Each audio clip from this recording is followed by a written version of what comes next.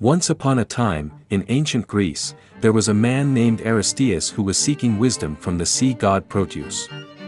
Proteus, also known as the Old Man of the Sea, was believed to have the power to predict the future.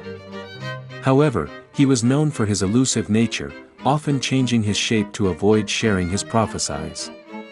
Determined to gain knowledge from Proteus, Aristaeus devised a plan to capture him. He waited for Proteus to fall asleep and then jumped on him, holding on tightly despite Proteus' attempts to change his shape. To try and shake Aristaeus off, Proteus changed forms multiple times, from a lion to a snake to a stream of water. But Aristaeus remained steadfast, and in the end, Proteus surrendered and shared his wisdom. Proteus' ability to change his shape and his power to foresee the future made him a fascinating figure in Greek mythology. His name has even now become the root for the adjective protean, which means versatile, mutable, or capable of assuming many forms. Many cultures see Proteus as a symbol of adaptability and flexibility, positive traits that have been revered throughout history. Proteus was a mysterious and powerful figure, known as the Old Man of the Sea and the Herdsman of the Sea Beasts. Many believe that he resided in the sandy island of Pharos, off the coast of the Nile Delta. According to Homer's Odyssey, Menelaus once held Proteus captive to find out which of the gods he had offended and how he could propitiate them to return from the Trojan War.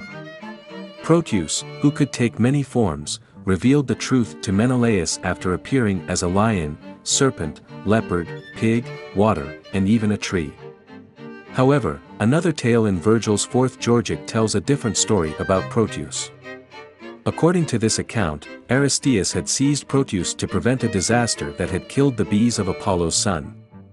Proteus revealed that Eurydice's death had caused the bees' deaths and informed Aristaeus that he needed to sacrifice 12 animals to the gods, leave the carcasses in the same place, and return 3 days later. Aristaeus did as he was told, and upon his return, he found a swarm of bees that were never troubled again. Proteus was such an enigmatic figure that even the legendary Apollonius of Tyana was said to have incarnated himself as Proteus in the 1st century. According to some legends mentioned in the Life of Apollonius of Tyana biographical work compiled in the 3rd century, Proteus was considered a divine symbol of transformation and knowledge. Despite the many stories and legends surrounding this elusive creature, Proteus remains a fascinating character that continues to capture the imagination of people throughout the ages.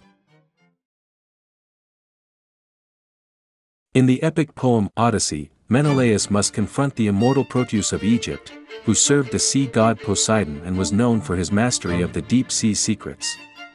Menelaus seeks Proteus' wisdom and navigational knowledge but must first overcome the shape-shifting Proteus, who transforms into various creatures to avoid being caught.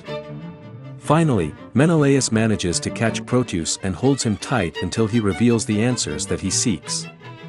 Proteus is also referenced in Euripides' tragedy Helen, where he is portrayed as the deceased father of Theoclymenus, who was once married to a Nereid named Psamathe.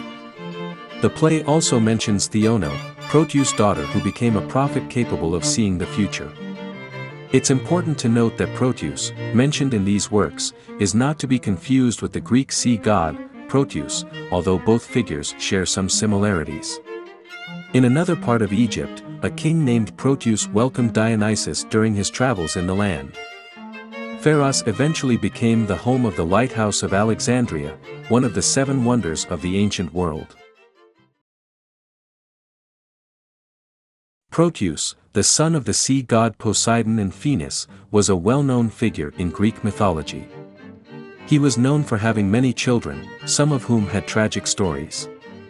One of his sons, Polygonus, was killed by Heracles during a fight while another son, Telegonus, was accidentally killed by his own father.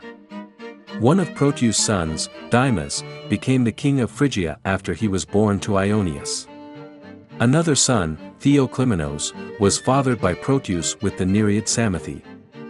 Theono, another child of Proteus and Psamathe, was a powerful prophetess. Perhaps one of the most interesting daughters of Proteus was Cabero, who was said to be the mother of the Caberi and the 3 Caberian nymphs by the god of blacksmiths, Hephaestus. It was also believed that Cybele herself was the daughter of Proteus. Proteus had many other daughters, including Rhoidia, who gave her name to the city of Rhoidion in Troad, Thebe who became the eponym of Thebes in Egypt, and Thycrucia, who mothered Nymphaeus by Zeus. Proteus was a god of the sea and a prophet, known for his ability to change shape and his wisdom. His many children carried on his legacy in their own unique ways, making Proteus an important and unforgettable figure in Greek mythology.